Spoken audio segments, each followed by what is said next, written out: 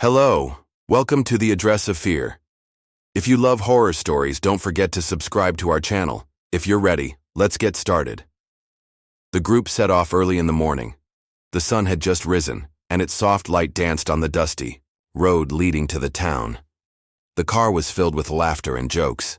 This group of friends who had known each other for years were chatting casually, comfortable in each other's company. However, this was no ordinary trip. It was a journey into a town with tales of its abandonment, where they would step into its eerie streets. Talking about the legends was, for most, just for fun. The Beast, Waiting for the Night, was the town's most terrifying story, and each member of the group had heard it before. Everyone spoke of this town with wide eyes and a sense of unease in their voices, though there was also a sense of curiosity. Fear was inviting them to test their courage. Tom, the leader of the group, was driving quickly while reading a newspaper and cheerfully recounting stories about the old town. No one who came here before made it until morning. Most went missing, and some of their bodies were found. But no one has ever figured out why, he said. The others exchanged nervous glances, but Tom's cheerful demeanor helped ease their worries. Tom's confidence served as a source of reassurance for the rest of the group. Sophie, sitting next to Tom, was the most curious one. "But no one can really explain why the town was abandoned, can they?" she asked. "No one has ever found the people who lived there. All that's left are the missing and the strange beast legends." Alex, the quietest member, who rarely opened up, raised his head slowly from the back seat and muttered, "I think it's being blown out of proportion. If people went missing, maybe they just got lost at night. There's probably nothing that scary there." Sophie, a little more excited, continued, "But why would a town be abandoned? This is a real place, and people lived here once. Now there's nothing left. The town, it's gone. No one says why they had to leave, they just disappear." The group was more reflective than they had ever been about the town's abandonment. None of them understood the mystery behind it, but there was a question mark in each of their minds. Before setting off, they had all decided not to voice their fears. But as they got closer to the town, an unease, a growing feeling of dread, began to settle in. Elise, always the positive and energetic one, tried to balance the mood among the group's quieter members. "Come on, it's just an old town. Let's have some fun. I think some of you are overthinking it. After all, we're only staying one night. We'll leave in the morning. We'll tell stories about the town's history, and that's it." Elise's words calmed some of the group, but the unease remained. There was still an uncertainty about what the night would bring. As the journey continued, more stories about the town floated through the air. One rumor said that something changed when night fell. In the darkness, something would emerge from the town's hidden corners. No one could predict who would vanish on which street. This had happened not only to those who were forced to leave the town, but also to those who had settled there. No one had survived until morning. James, the most adventurous and somewhat fearless member of the group, threw his arms open and said, "Maybe there really is a beast waiting for the night, who knows? But we'll all make it out, don't worry." He said this with a joking tone, but his smile seemed a bit forced.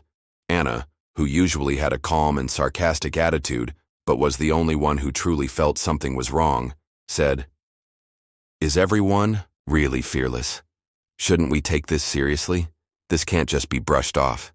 I feel something as we get closer to the town. I can feel it." Throughout the trip, the town's name became intertwined with a sense of foreboding. With every turn, the town's silhouette, shrouded in mist, seemed to draw closer. The increasing silence of the air and the unease in nature whispered of the danger waiting as they approached the town's streets. What had begun as a peaceful journey would soon end with a dark uncertainty that would shadow their every step. But as they neared the town, the fears and concerns within the group grew more intense. As they got closer to the depths of the town, everyone once again began to question whether it was truly wise to go there. However, they had already started their journey, and it was too late to turn back. After a long and tiring journey, the group finally arrived at the town. Their cars stopped on the main street of the abandoned town. The approaching darkness of the night intensified the town's gloomy and eerie atmosphere. At every corner of the town, Empty houses and deserted shops seemed to carry the marks of the past. The coolness in the air slowly began to seep into their bodies, with the hum of the wind on one side and the town's deep silence on the other. The streets of the town looked like those of a desert town, empty, desolate, and abandoned. There was neither a person nor a living being. The sidewalks were overgrown with long grasses, and the walls of the decaying buildings seemed to bear the heavy traces of history. Everything looked like it had once been alive, but now it was just a memory. For a brief moment it seemed as though the town had taken its last breath before a catastrophe and then been forgotten forever. Tom was the first to get out of the car. He glanced at the silence of the town and turned his head from side to side, saying, "There's nothing here. There really is no one." But the strange emptiness in his voice signaled an unexpected unease. Tom, who was known for his cheerful and brave demeanor, now reflected a feeling of discomfort that mirrored the town's strangeness. The group gathered around the cars for a while, but no one immediately dared to step into the town.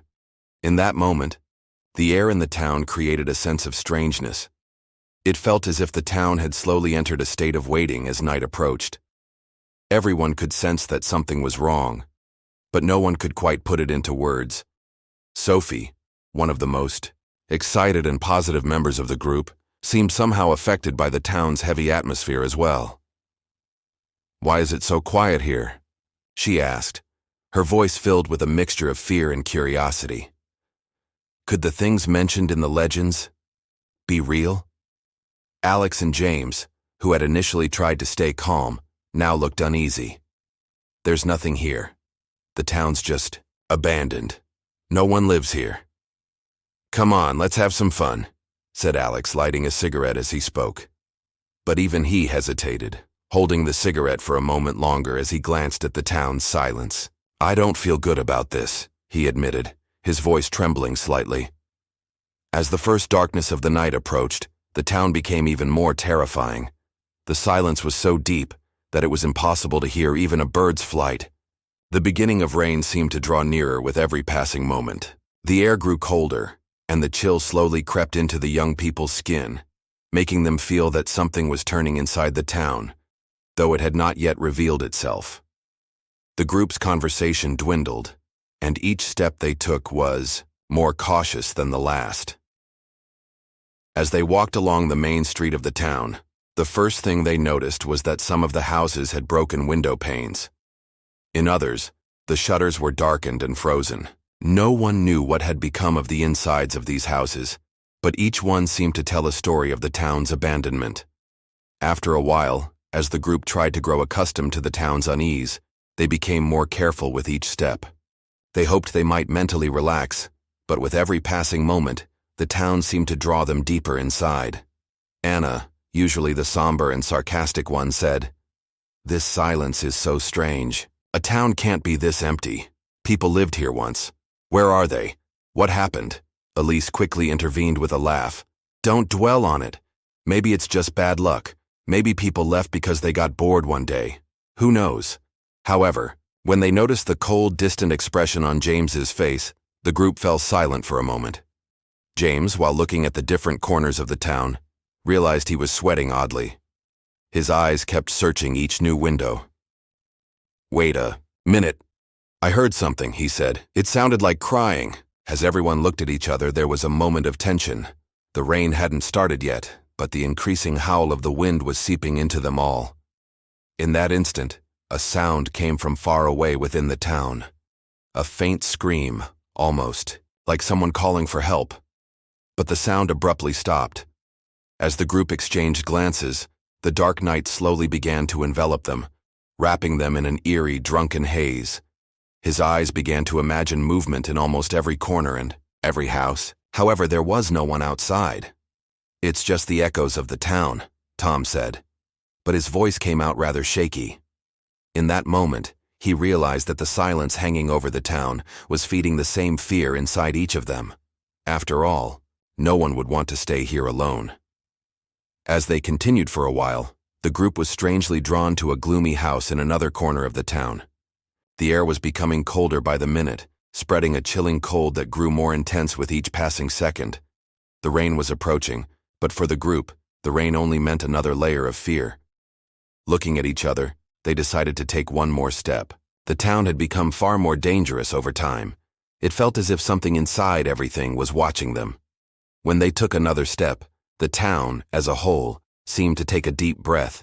Something had awakened, and this town was waiting for that night. Later in the night, the deepening darkness that swallowed the town slowly began to draw the group into their own shadows. The group had sought refuge in one of the houses, abandoned only a few hours earlier. The house was in a state of ruin due to the passage of time. The walls had almost completely crumbled, and parts of the ceiling had collapsed. But still, staying. Inside the house was less frightening than stepping back out into the town's dark streets. Once inside, the air in the room seemed to grow colder and more unsettling. Tom immediately began to examine the room. "This place is really creepy, but at least it's safer than being outside," he said, though there was still a noticeable unease in his words. Sophie, stepping away, walked towards the window, her face anxious as she watched the darkness outside.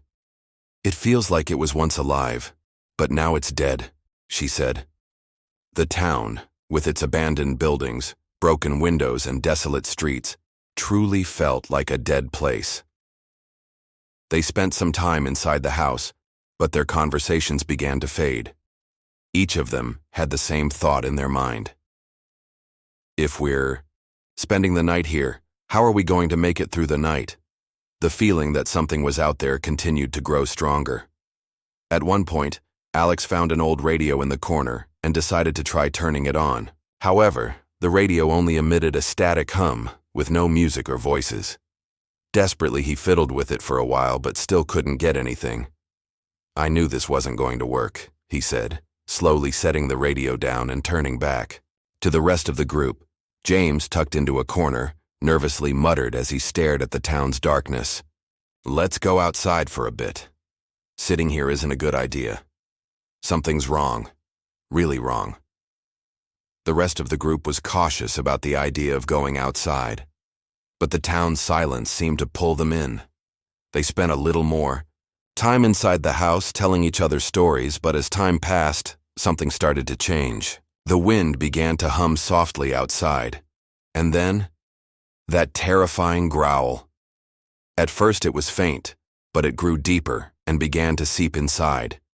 It sounded like a whisper at first, then it became clearer. That monster-like sound, a deep growl, slowly started to echo in each of their ears. Anna quickly turned her head in the direction of the sound. "Do you hear that?" she said, her eyes wide with fear. The group looked at each other, trying to figure out the source of the noise. Tom, more boldly than the others, walked toward the window. He approached it and looked carefully outside. There was nothing there. "There's no one here," he said, but his voice carried a sense of uncertainty, leaving doubt in everyone's mind. The growl had become so deep and terrifying that they could feel something was approaching from the darkness of the town. The group huddled closer together. Fear was beginning to grow inside them. Sophie nervously called out, "I think there's something here. It's not just the sound. Do you hear it? It's like someone's breathing." Alex smirked slightly, but the smile quickly faded. "It's just your imagination," he said. But even he felt something was off. Suddenly, the legends about the town seemed to be turning into reality. The monster, waiting for the night. The growl was now far beyond where the sound had originated. It had become so intense and terrifying that everyone had nearly shut themselves off. The tension within the group increased with each passing minute. Since no one could see what was in the darkness of the town, everyone drew a little closer to each other. Elise's voice was now turning into an emotional scream. "This is the sound of something. This is definitely the sound of something." Everyone tried to look outside, but there was nothing to be seen. Only the deep darkness of the town, and that terrifying growl remained. The group began to recall the old legends about the town. The monster, waiting for the night. In each of their minds, there was that entity that lived in the town and came out only at night. The growl sounded like the breath of a monster. This sound, breaking the silence, was coming from the depths of the town. And at that moment, a disappearance began. Sophie, who had been standing in the corner with the others, vanished for a moment. The rest of the group couldn't figure out how long she had been gone. "Sophie," they called. But there was no answer. Tom, panicked, stepped toward the door. "Where's Sophie? We can't do this. We're not losing anyone," he shouted, but he saw nothing outside. The entire group slowly refused to step outside the house. The darkness had intensified, and the fear inside them was enough to keep them from going out. Alex, hands in his pockets, said, "We need to find this together. Someone's gone missing here." But his voice trembled with fear. The group members looked at each other, with no choice but to search for their missing friend. Fear was evident in Anna's eyes. "This town is really the wrong place. I feel something. Something took one of us." That night, another disappearance occurred in the dark streets of the town, but no one was brave enough to understand what was truly waiting in the town. As the night deepened, the group huddled together, hoping to find their lost friend in the dark. As time slowly enveloped the night, the town felt like another entity emerging from the depths of the darkness. Sophie's disappearance had increased the fear inside the group, making the sense that something was wrong in the town's silence even more obvious. Each of them, as they tried to search for clues about their missing friend, felt the darkness pulling them deeper with every step. Tom, trailing behind the others, carefully observed the town's broken paths. The sky had darkened, and a shadow seemed to wrap around them. The cold wind before the rain danced through the town's streets, making it impossible to hear a single sound. Only the darkness, like a watching entity, seemed to breathe with every movement. The group members, unknowingly drifting further apart, were embarking on a journey that led them deeper into the town's terrifying secret. James, for a moment, stopped searching for Sophie and walked towards the edge of the old forest on the other side of the town. At that moment, a growl that made the night even more frightening began to seep into his ears. The feeling that something was following him began to grow inside him. The sound grew closer and closer, this time much deeper and more guttural. When he quickly turned his head, he saw something vanish into the deep shadows. At that moment, he thought that staying there was better than chasing something through the town. But there was nothing else to do. The group decided to reunite and search for Sophie, but they had all gone in different directions, and the town's darkness couldn't keep them together. One by one, they were unknowingly falling into the grasp of the monster. Alex suddenly stopped in the middle of the road. He still had the image of Sophie's disappearance in his head, and he had started walking along the stone by the river. After a few more steps, he felt a deep sense of fear inside him. Something was about to happen, but he couldn't do anything about it. At that moment, he heard a rustle. It seemed like something was stealthily approaching from behind.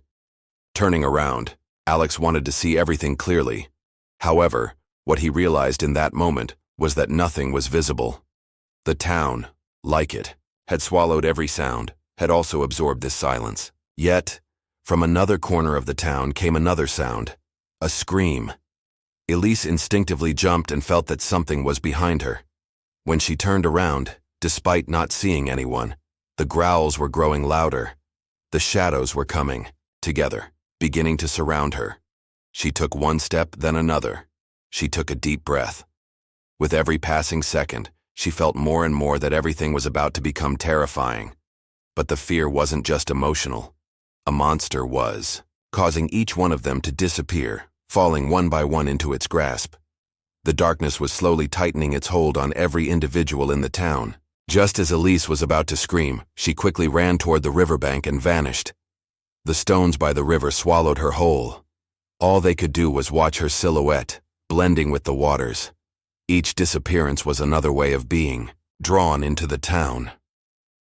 As Tom and James moved toward the village square, they exchanged fearful glances. Fear shone in their eyes. This place, once full of people, was now somehow corrupted. Everything seemed like a dream. With every passing moment, the darkness drew nearer with an insatiable pull. At that moment, Tom's eyes caught something approaching fast. A monster had absorbed the town's fear and darkness. Tom's fear grew even more. He took a deep, raspy breath.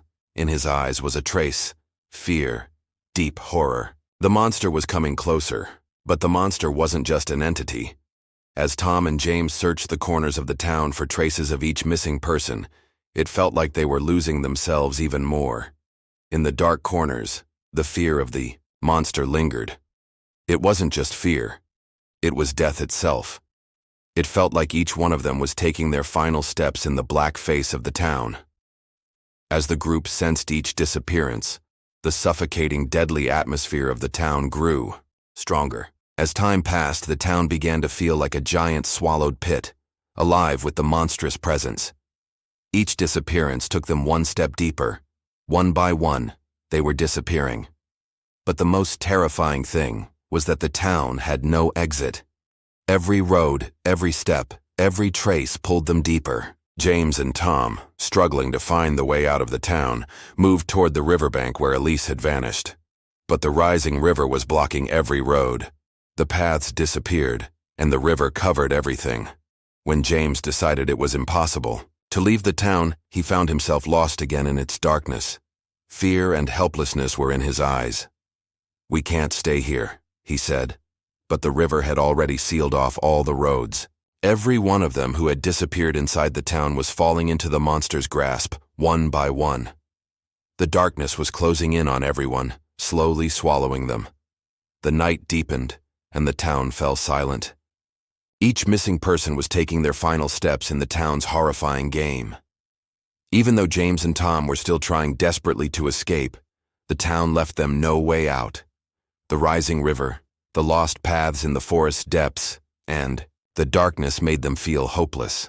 Now, all that remained in the town was the echoes of each soul consumed by the monster. The town's darkness was buried deep in the night, only interrupted by the echoes of a single person's footsteps. The others had all vanished, and the town's horrifying secret had swallowed them. But that person, Tom, was still alive. Or at least, he believed he was. As the night slowly progressed, the town became as quiet as a graveyard. Tom walked alone, through the heart of the town, in the empty streets. With each step, the cold winds of the town felt like a weight on his back. His mind was clouded, and every cell of his body seemed paralyzed. His eyes ached, and his thoughts tangled together. This once ordinary town now felt like a valley of death. There must be an exit here, he thought. But his voice was drowned out by the echoes of his missing friends. Sophie, James, Elise, Alex. They had all vanished. The darkness had infiltrated every corner of the town, and Tom, the last person, left could no longer find a way out, neither from the flooded river nor the deep forest. His mind twisted in fear throughout the night. He still heard the screams of his missing friends in their final moments. Each of them had surrendered to the horrific game of the entity in the town. To survive the night, there was only one thought. In his mind, escape. But the flooding river and the closed roads of the town made it feel like something was following him with every passing moment. Slowly, he decided to head toward the outskirts of the town. Tom began moving toward the old cemetery. Perhaps among the dead, he could find a way to escape this cursed place. But with every step, the soil of the town seemed to pull him deeper. The stones by the riverbank had shifted, and the depths of the forest offered no escape. That's when he realized the town wasn't just a physical trap, but a psychological one as well.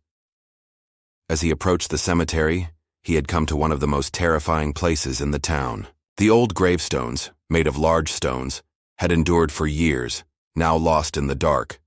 As Tom ventured deeper into the cemetery, he suddenly heard a sound behind him, a faint rustling. Then, another breath, a deep, guttural growl. But it wasn't just a sound he heard. It felt like it was pulling him in. "Enough!" he shouted, but his voice was swallowed by the darkness. Slowly, he turned his head, but all he saw were the dark silhouettes of the gravestones. It was then he realized he wasn't alone. The town had, in an instant, seemed to draw unnervingly close to him. It felt as though everything, from the depths of the town, was slowly advancing toward him. Fear was in his eyes. The stones by the riverbank, the dark shadows from the forest's depths, the silhouettes vanishing in the corners of the cemetery. They were all coming together. Everything had transformed into a world where the monster was watching over him. "Please, go!" he screamed. Tom no longer wanted to stay in the town, but something clicked. The monster hadn't left him behind. It was truly following him. It was something, but he couldn't quite grasp what it was. In the dark cemetery, Tom's footsteps quickened, but no matter how fast he went, that horrific entity seemed to follow him even more closely with each step. He took a deep breath, but suddenly, it caught in his throat. His eyes, those eyes, glowing with the unsettling shine of a world that no longer belonged to him. Then, for a moment, the ground began to shift. The soil beneath Tom's feet seemed to erode, pulling him deeper instead of offering him a way out. Suddenly, the walls of the town, the gravestones, everything around him started to look like a prison. He let out a deep scream, but he didn't even hear it. Tom wanted to escape the town, but he couldn't. He was already part of it. The monster had dragged him into a mental battle. The darkness had infiltrated every corner of the town, entering every cell of his body. Tom felt like he was a lost soul in the town's soil. But it wasn't just his body that was lost. His mind had already vanished, caught in the monster's game. It was as if, in an instant, the town had lost all its life. The overflowing river, the lost paths in the depths of the cemetery, everything had become a part of the town. And Tom realized he had become part of the monster's game within the town. With every step, the monster was mocking him, playing a mental game. At that moment, Tom screamed again. But that scream was only torturing him. Because the monster was slowly driving him to madness. Without realizing it, he was seeing every lost friend over and over again. Each one looked at him with tears, but it wasn't real. Tom tightly closed his eyes, but then he realized something. A rebellion was stirring within him. A rebellion against the town, against life itself. Escape was impossible. The monster was slowly consuming all the beings inside the town, but Tom only wanted one thing: to forget himself. His mind had completely dissolved in the town's darkness. The only thing left was a rebellion against the town's horrifying game. That night, as Tom wandered the dark streets of the town, he realized that what had truly been lost was himself. The monster hadn't killed him. It had driven him to madness. The world outside the town seemed to be watching him. But there was something else. Tom had lost his mind inside the town. Fear was spreading from the town's outskirts inward. What remained was only a rebellion. And this rebellion merged with the town's fear, echoing in the darkness like a scream. As Tom walked through the dark streets of the town, he felt that it was all coming to an end. The darkness seemed to infiltrate every cell of his body, burdening him like a weight. Fear had wrapped around him, but there was something else. It was beyond fear.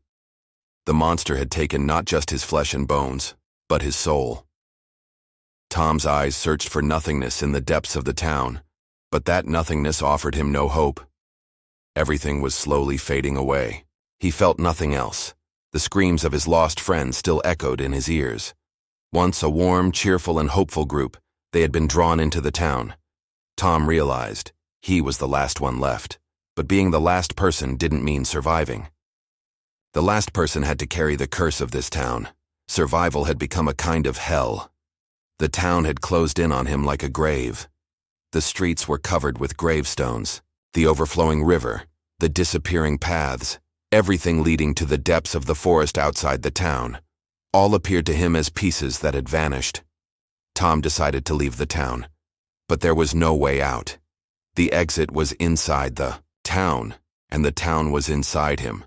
Tom had merged with the town. The darkness had spread throughout the town, and with every step, something was getting closer to him. His eyes, once filled with the hope of survival, were now filled only with madness and loss. Was everything a game from the start? Before killing him, the monster had destroyed his soul, mind, and body. His mind had vanished under the influence of the town's strange powers. Tom was no longer the man who had once believed in his strength and fought to leave the town. There was nothing left but a broken, tired body, mind, and soul. For a moment he noticed something in the distant corner of the town, near the graveyard. It was the place where Sophie had disappeared. In the farthest corner of the cemetery there was a silhouette.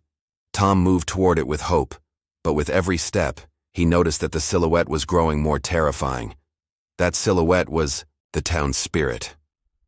As Tom looked at its dark and blurry face, he saw only an emptiness, a lostness. Sophie's, or the other missing faces, had been completely erased. They had surrendered to the town's fear.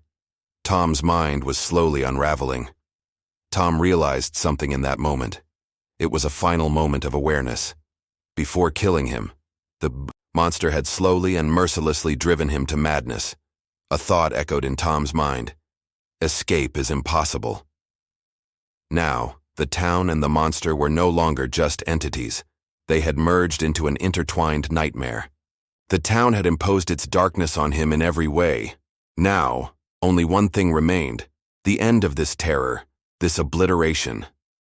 As Tom closed his eyes one last time, he took a final step. He felt that everything was coming to an end.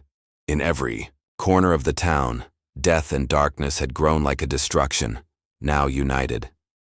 Tom had reached the final stage of his struggle with the monster. Finally, deep in the town, at the point where everything had vanished, he made a decision. He would end it. That night, a suicide took place in the dark corners of the town. From the moment Tom stepped into the darkness of the town, he had become a bridge between death and the monster. The monster hadn't just devoured him physically, it had also taken control of his soul.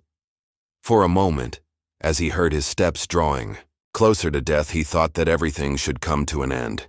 It felt as if he could never wake up again. At that moment, Tom realized that the friends who had vanished in the town's dark streets had not only lost their bodies, but their minds as well. As Tom took his final step, the darkness of the town completely consumed him. The tears flowing from his eyes were replaced by a cold emptiness. Tom had withdrawn from this world.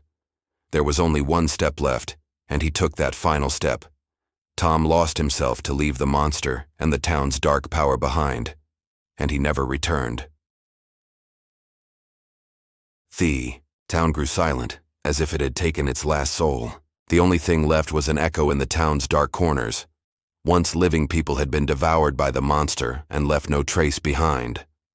That night, the town truly died, and with Tom's suicide, it took its last breath. The town had become a ruin ruled by the monster,